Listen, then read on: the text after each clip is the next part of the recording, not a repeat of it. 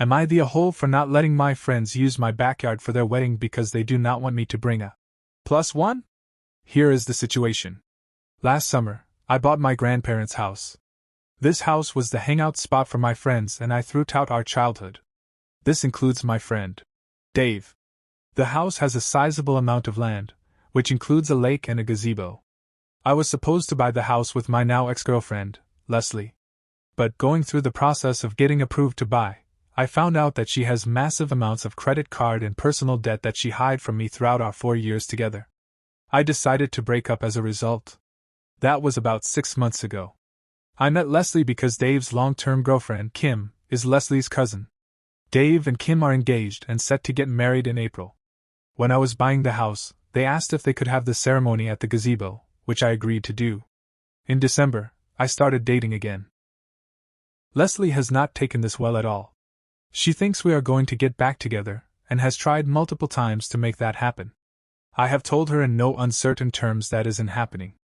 Dave and Kim have asked me to not bring a +1 to the wedding for Leslie's sake.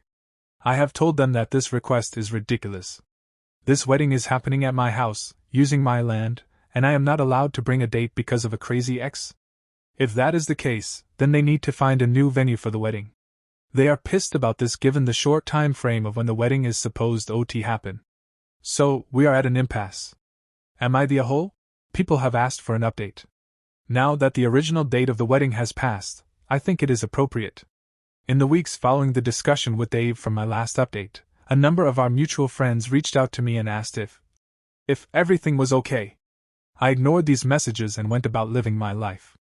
Dave reached out to my grandparents. My grandparents said I need to talk to Dave and figure it out. I ignored them. About a month after my last update, Dave's mom reached out. She said, "OP, I hope you are doing well. Can I come and listen to you? I know a number of people what to tell you what they think, but I just want to hear you. I will say as few or as many words as you want. If you do not want to, I completely understand." Her tone and tenor was different than everyone else, so I decided to meet up. We met on the back porch of my house.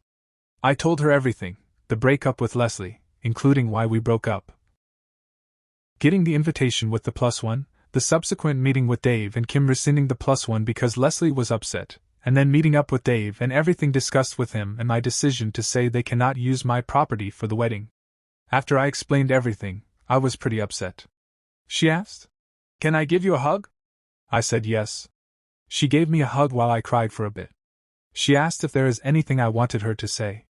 I asked her for her perspective on everything. She talked about how she did not really know about why Leslie and I broke up. She had heard rumors about me cheating and the like, but she didn't believe them. But she didn't know why we broke up because she thought we were happy and had a good relationship. She admitted she was upset by it because she was looking forward to coming to our future wedding, Dave and I having kids around the same age, and those kids spending time together at her house like Dave and I used to do. But ultimately she felt it was not her place to say anything since I am a grown man entitled to live my life how I see fit. She said Dave can be a jackass, and was being one here. She told me Leslie's behavior was out of line, but she did deeply empathize with Leslie. Dave's mom told me things I did not know about her breakup with a long-term boyfriend before she met Dave's dad and how for a year and a half, she was an absolute wreck of a person. During that time, she said she did a lot of things she is not proud of and were out of character for her. She told me she dreamed about a certain life she was going to have, and that dream was scattered, and for a year and a half, she would have done anything to get that dream back. So, she cannot judge Leslie, but thinks Leslie needs therapy. We shot the shit for a bit, and she then left.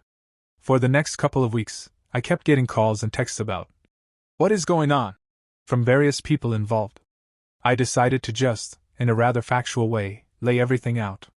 I drafted a mass text message and laid out exactly why the wedding was not happening at my home.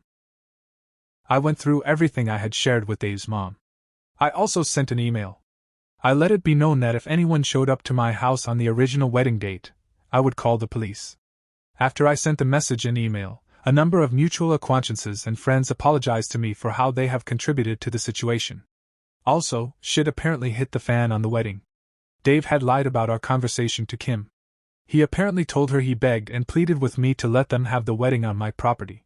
Dave reached out to me to apologize and see if I would be willing to talk. I told him I thought it was best that we do not talk for a while.